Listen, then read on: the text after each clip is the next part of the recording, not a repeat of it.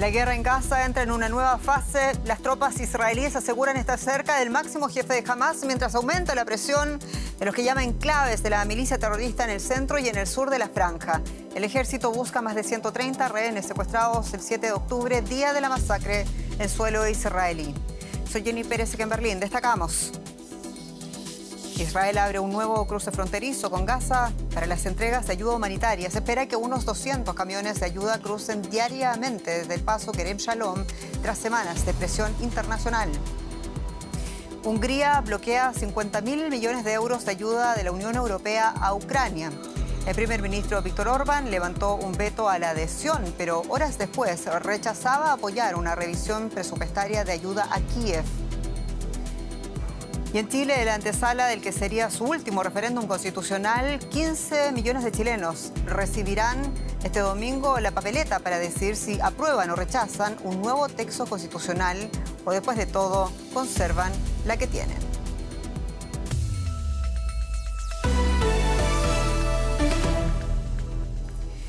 Israel ha aprobado la entrega de ayuda a la Franja de Gaza a través del paso fronterizo de Kerem Shalom. La oficina del primer ministro dijo que esto permitiría a Israel mantener un compromiso de permitir la entrada de 200 camiones de ayuda por día. Hasta ahora, todos los camiones que entraban a Gaza tenían que pasar por el cruce de Rafah en Egipto. La ONU ha advertido de que la población de Gaza se enfrenta a una catástrofe humanitaria con una grave escasez de suministros básicos. Paralelamente, la guerra contra Hamás continúa. El ejército israelí ha lanzado ataques aéreos contra posiciones de la milicia islamista en la Franja de Gaza. Muchas personas han huido a la región sureña de Al-Mawasi, que el ejército ha declarado zona segura. Las dunas de Al-Mawasi se han convertido en un campamento. En medio del barro y la arena, Mahmoud Damo y su familia hacen fuego con lo que encuentran. Llegaron a Al-Mawasi luego que Israel declarara el lugar zona segura. Pero como otros miles que han huido, han encontrado poco refugio aquí. Mira el suelo, hay barro por todas partes. Es difícil caminar sin resbalarse. El agua entra todo el tiempo a las carpas. Estamos sufriendo. Llegamos escapando de la guerra, pero aquí la situación es mala y nos ha tocado un invierno con lluvia. Mahmoud y su familia son 10. Para protegerse de la lluvia dependen de carpas improvisadas. No hay agua potable, no hay baños. Incluso los bienes más básicos son escasos. Estamos cansados de buscar comida y agua. A veces caminamos kilómetros para encontrar algo de beber. Y además es caro. Los niños están enfermos y no hay medicinas.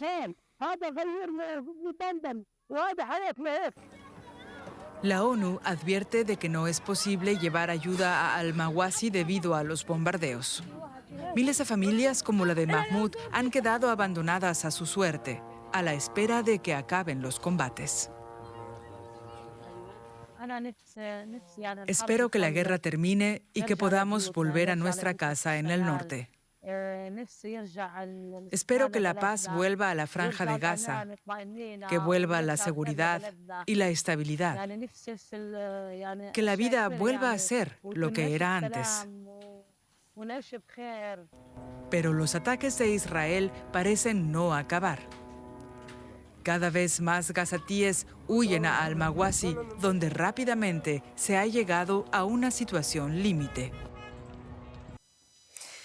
El ejército de Israel ha reconocido haber matado por error a 3 rehenes israelíes durante una operación militar contra Hamás este viernes en el norte de la Franja de Gaza. El portavoz de las Fuerzas de Defensa de Israel, Daniel Hagari, afirmaba que los militares israelíes identificaron erróneamente a 13 rehenes como una amenaza y los mataron con disparos.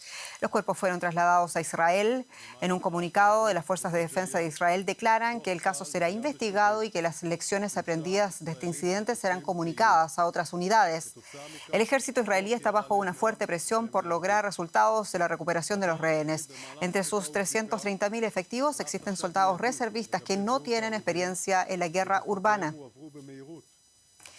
Y la cadena de televisión catarí Al Jazeera informó que un camarógrafo de su redacción murió a causa de un bombardeo israelí en la ciudad de Jan Yunis, en el sur de la Franja de Gaza. Según Al Jazeera, el jefe de la oficina en Gaza, Wael Dahau, y el camarógrafo Zamer Abu Daka resultaron heridos por un ataque con misiles del ejército de Israel.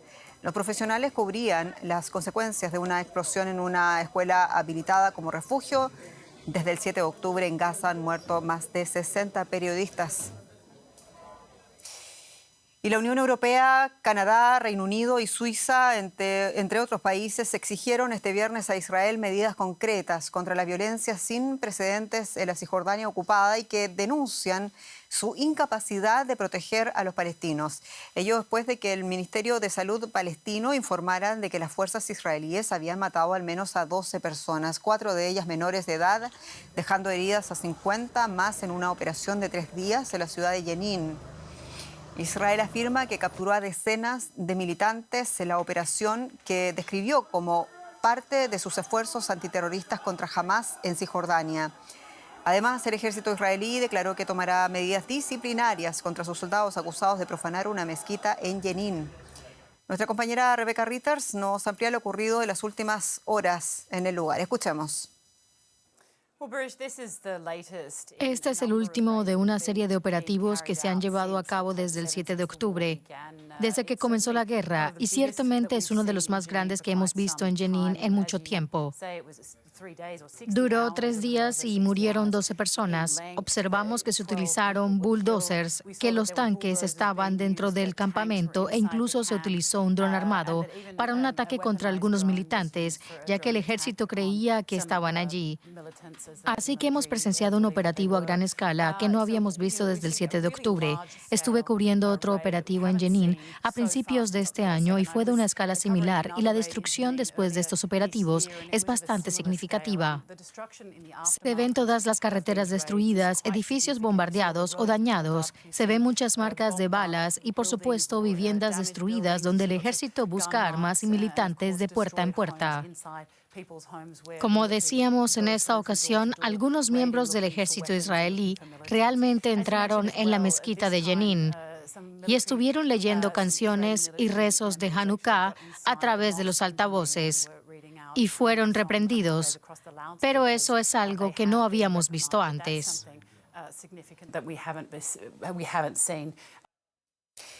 Y seguimos. Hungría bloqueaba un paquete de apoyo financiero multimillonario para Ucrania en una cumbre de la Unión Europea en Bruselas. Budapest, a la que la Unión Europea le ha negado el acceso a miles de millones de dólares en fondos por su retroceso democrático en los últimos años, bloqueó una decisión europea que habría permitido dinero inmediato para Ucrania. Pese a todo, Ucrania recibió buenas noticias. Los líderes también tomaron una decisión histórica en el camino de Kiev hacia la membresía del bloque. Mantener a flote la economía ucraniana no resulta sencillo para un país que lucha por su supervivencia, y menos aún si los 50.000 millones de euros que esperaban recibir de la Unión Europea son bloqueados por Hungría. Los líderes europeos anunciaron que buscarán alternativas. Les aseguro que no dejaremos a Ucrania sin ayuda. 26 países miembros estamos decididos a conceder esa ayuda. Existen diversas soluciones para hacer que esto funcione, y eso será lo que haremos. Pero Kiev tampoco se quedó sin nada. El bloque comunitario dio luz verde a iniciar las negociaciones para la adhesión de Ucrania, largamente esperada por este país, aunque Hungría no perdió tiempo en manifestar su desacuerdo. El inicio de las negociaciones es una mala decisión, incluso aunque el Parlamento húngaro tenga potestad para detener la adhesión en cualquier momento. Es una mala decisión y puede tener consecuencias negativas. Pese a su postura, Orbán no vetó el acuerdo, convencido por la propuesta que le hizo el canciller federal alemán Olaf Scholz. Para que su comportamiento sea favorable hacia la Unión, le he propuesto al primer ministro húngaro que nos permita tomar esta decisión en su ausencia. Pero si bien la ocurrencia alemana ayudó a superar este episodio, no supone una solución a largo plazo. La Unión Europea debe aprobar las nuevas membresías por unanimidad, lo que significa que Hungría todavía puede bloquear la adhesión de Ucrania. Este hecho motivó alguna advertencia.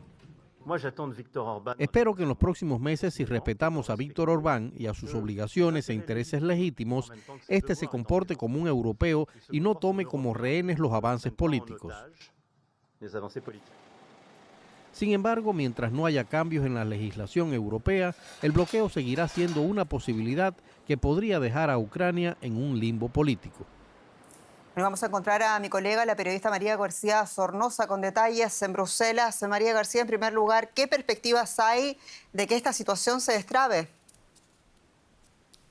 Sí, Jenny, la última cumbre europea del año deja un sabor agridulce. La Unión Europea ha conseguido sortear el veto de Víctor Orbán y dar luz verde a la apertura de negociaciones de adhesión con Ucrania. Lo ha hecho además a través de una estrategia creativa y nueva lanzada y cocinada por el canciller alemán Olaf Scholz, que sugirió que Orbán abandonase la reunión cuando se estaba tomando la decisión y permitió así que los 26 tomaran por unanimidad, como se requiere en estos procesos, esta decisión histórica para Ucrania. La venganza del primer ministro húngaro ha sido que, como decíais, ha bloqueado unas ayudas vitales de 50.000 millones de euros para Ucrania y ha forzado a los 27 líderes de Estado y de Gobierno a reunirse de nuevo a comienzos de año para solventar y solucionar este problema tan importante. Ahora sobre la mesa hay dos escenarios. Primero, convencer a Hungría las próximas semanas y aprobar esta ayuda en la cumbre de enero, o por el contrario ya se está abriendo la posibilidad de un plan B que consistiría en crear un nuevo instrumento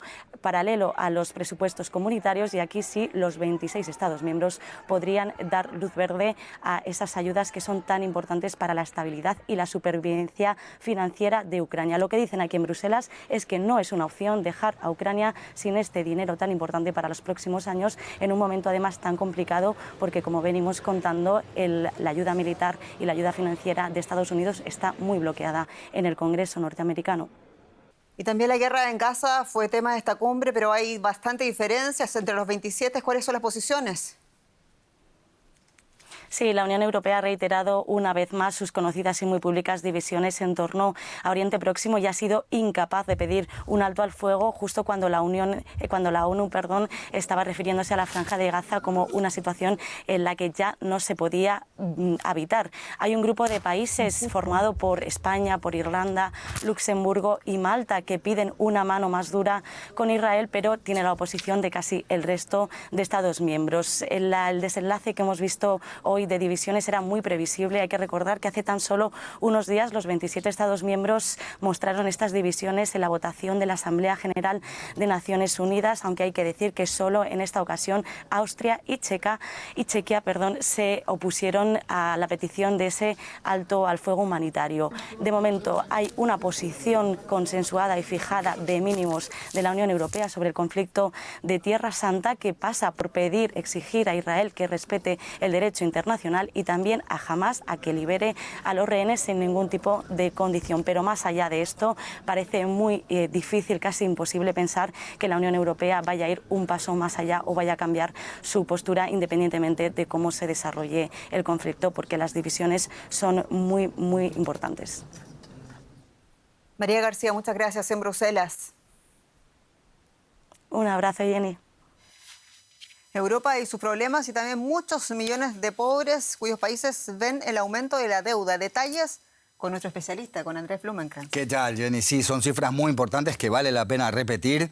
Fueron 443.500 millones de dólares que los países pobres pagaron en intereses por su deuda pública. Esto, por supuesto, debido al aumento de las tasas de interés. Esto supuso un aumento del 5% con respecto al año anterior, y las cosas podrían empeorar más para los más pobres del mundo.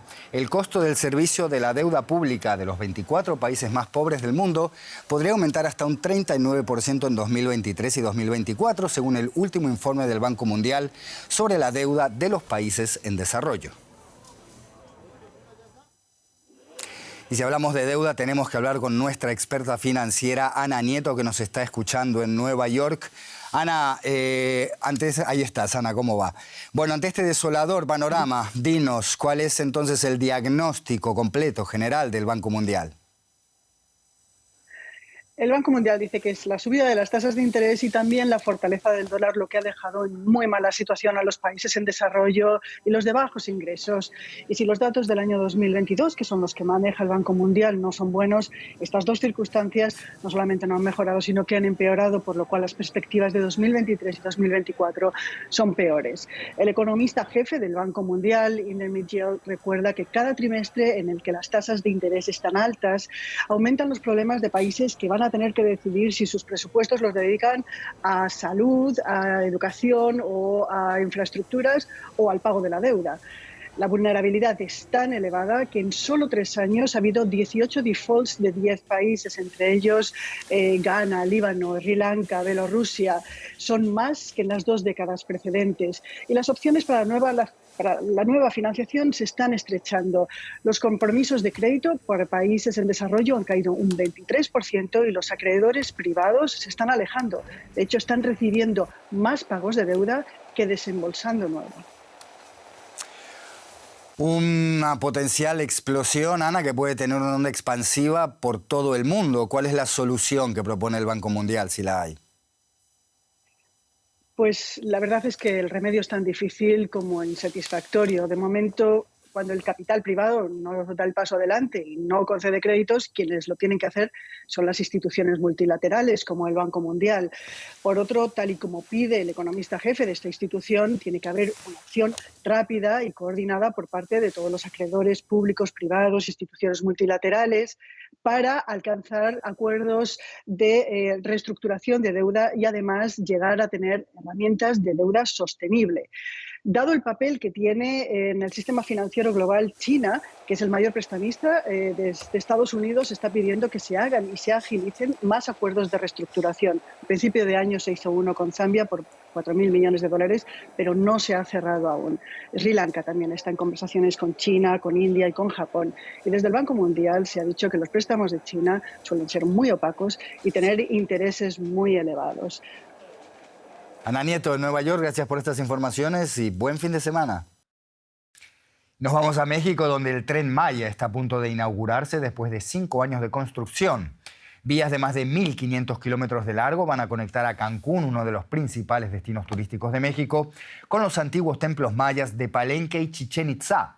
El presidente mexicano asegura que este emblemático proyecto de infraestructura, emblemático de su gestión, que tuvo un costo de 29.000 millones de dólares, va a traer crecimiento económico a una de las regiones más pobres en el sureste mexicano. Sin embargo, el proyecto ha sido rechazado por grupos ecologistas que lo consideran un peligro para el delicado ecosistema de la región. Este viernes arrancó el primer tren. La construcción del Tren Maya se encuentra en su fase final. El proyecto busca crear más de 1 millón de puestos de trabajo hasta 2030, según la ONU. Su objetivo es llevar a turistas desde Cancún hasta los famosos antiguos templos mayas en Palenque, en el sureste, una de las regiones más pobres del país. En total habrá 20 estaciones y 14 paradas más pequeñas a lo largo del camino. Pues sí va a beneficiar en sí, pues, el transporte va a ser un poquito más rápido a lo mejor, pero pues igual sí trajo consecuencias, ¿no? Porque como dicen que está debajo de los cenotes, que igual y con el tiempo igual pues cae, todo lo que vino a destruir de fauna y animales, flores silvestres, todo eso, pues sí afectó, pero pues de que va a ayudar, ¿no? Ambientalistas critican el emblemático proyecto de infraestructura del presidente Andrés Manuel López Obrador. Dicen que sus rieles parten la jungla por la mitad. También afirman que el proyecto pone en peligro los cenotes, uno de los ecosistemas de agua dulce más vírgenes de América Latina. Lo que está haciendo el tren es no solo meter todos esos metales en el acuífero, que ya están afectando el agua, sino que también trae consigo millones de personas que van a venir a vivir aquí y con ellos cientos de nuevos desarrollos urbanos. Según las encuestas, más del 80% de la población en la región apoya el proyecto debido a las ventajas económicas. Para el gobierno mexicano, el Tren Maya es parte de una visión más amplia para revivir el servicio ferroviario. Según el plan, unos 20.000 kilómetros de vías que actualmente se utilizan exclusivamente para el transporte de carga volverán a dar servicio a pasajeros. Y después en el informativo económico vemos esto en más detalle, pero ahora Jenny Pérez nos cuenta más. Muchas gracias, Andrés. Vamos en realidad a un resumen de otras noticias importantes de este día. Y comenzamos en Guatemala, donde la Corte Interamericana de los Derechos Humanos ha condenado al Estado de Guatemala por permitir hace casi 2 décadas las operaciones de una mina de níquel en las tierras de una comunidad indígena maya. El tribunal ordenó al Estado guatemalteco titular y demarcar ese territorio y reparar íntegramente las consecuencias de las violaciones. Un tribunal británico dictaminó que el príncipe Harry fue víctima de hackeo telefónico. El príncipe demandó a Mirror Group, a Newspapers, por publicar información sobre él recopilada ilegalmente. Es la primera de sus varias demandas contra tabloides británicos que llega a los tribunales. Y pongan atención porque este domingo más de 15 millones de chilenos y chilenas deberán concurrir a las urnas para decidir si se mantiene o si se modifica la constitución política que se remonta al año 1980. El texto, nacido durante la dictadura militar, tuvo una serie de reformas a lo largo de los gobiernos de la Concertación. La nueva propuesta fue impulsada por los sectores más conservadores chilenos y por eso el oficialismo considera que es un retroceso. El gobierno de Gabriel Boric llama a votar informado. Camila Vallejo, otrora líder del movimiento estudiantil el 2011, es hoy la vocera del gobierno del presidente Gabriel Boric. Ella misma se ha encargado de entregar a la ciudadanía el texto elaborado por el Consejo Constitucional, una propuesta de nueva Carta Fundamental para Chile, escrita mayoritariamente por la extrema derecha conservadora. El oficialismo está en contra, pero llama a votar de manera informada. El 17 ellos evalúan si están a favor o en contra de una propuesta de texto constitucional, no de una ley en particular, no de un sector político en particular, no de una persona en particular, sino que de un texto constitucional, para que no nos engañemos y no engañemos a la ciudadanía. Los partidos de gobierno han llamado a votar en contra de los cambios que considera un retroceso, con la paradoja de que seguirá vigente la Constitución de Pinochet. La oposición, en cambio, ha hecho una fuerte campaña en los medios de comunicación para instar a la ciudadanía a votar a favor. Nosotros los que estamos por el a favor creemos que es indispensable tener una nueva constitución nacida en democracia, que tenga legitimidad de origen, que además haya respetado los 12 bordes y las reglas, que nos permita avanzar decididamente en un Estado que entregue un piso mínimo de dignidad, pero respetando la libertad de los ciudadanos. La anterior propuesta había sido redactada por una convención mayoritariamente de izquierda e incluía reivindicaciones de movimientos sociales y pueblos originarios. Fracasó en septiembre del año pasado con un 62% de rechazo. La que se vota este fin de semana fue escrita mayoritariamente por la ultraderecha chilena. Esta propuesta es aún más mala que lo que queda de Pinochet. En 2 decisiones. Enfatiza la subsidiariedad y algo nuevo, es una involución cultural conservadora. Para el investigador de tendencias y analista electoral Axel Callis, si bien las últimas encuestas apuntan a un triunfo de la opción en contra, no se puede aventurar un pronóstico, considerando que en esta elección el voto es obligatorio. En el primer caso, en la que se rechazó el 2022, estaba hecha, como se dice, desde un extremo, y pasamos de un extremo al otro extremo. Y por lo tanto, los chilenos lo que quieren es necesariamente algo que sea legítimo, participativo y por sobre todo que sea acordado, es decir, que no tenga la imposición de un lado o del otro. La seguridad ciudadana es uno de los temas que más preocupa a los chilenos. Otro de los grandes temas es la salud. ¿Qué aspectos contempla al respecto la propuesta constitucional? Se obliga al Estado de Chile, en base a este proyecto, a que la población tenga un plan de salud universal, sin discriminación por sexo ni por edad, sin preexistencias, es decir, un plan que dé una cobertura básica a toda la población sin ninguna discriminación. La persona tiene que tener una atención de salud en relación a su enfermedad y no a su capacidad de pago. El texto plantea un sistema mixto entre lo público y privado, como funcionó durante la pandemia. Pero cifras en mano, el exministro Francisco Vidal desestima las supuestas bondades de la actual propuesta. Y aquí nos despedimos. Muchas gracias por su sintonía. Soy Jenny Pérez. Esto es Deutsche Welle, noticias en español desde Berlín para ustedes. Hasta pronto.